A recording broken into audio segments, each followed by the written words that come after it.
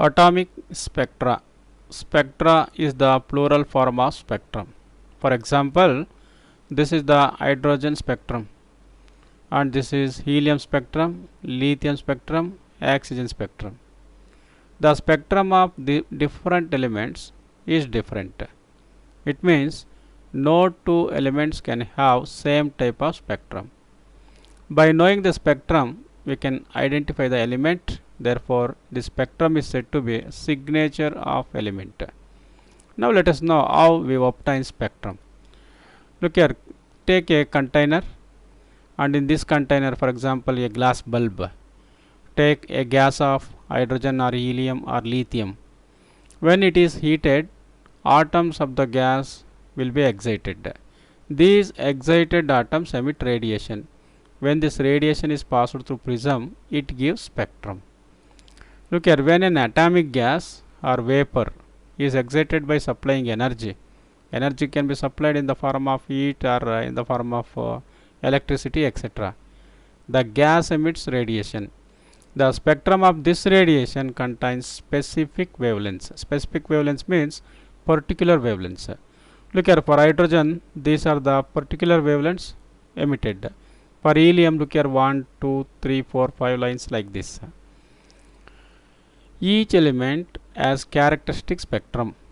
It means this, look here, this is the characteristic spectrum of hydrogen, this is the characteristic spectrum of helium, so on. Now let us discuss emission line spectrum. So look here, this is the emission line spectrum. It means the spectrum, the colors are in the form of lines, and there is a dark background. Between any two colors there is a darkness. The spectrum of radiation emitted by atomic gas, if this gas is in the form of atom, not in the form of molecules, or vapor, consists of bright lines on dark background. Look here, these are the bright lines and dark background, is called emission line spectrum.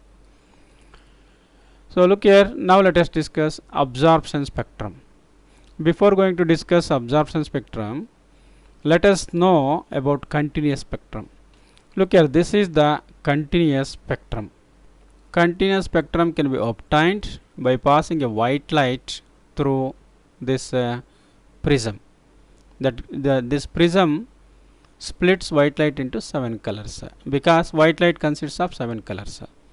And let us observe this continuous spectrum. Look here, colors are continuous. There is no break between any two colors, and also there is no demarcation between any two colors. They are diffused. And now in the path of this white light, if you place a medium, for example hydrogen gas or helium gas, etc., this gas absorbs its characteristic colors, and the absence of these colors appear in the spectrum as dark lines like this. So look here, this is the absorption spectrum. Here this color is observed, here one line is observed like this.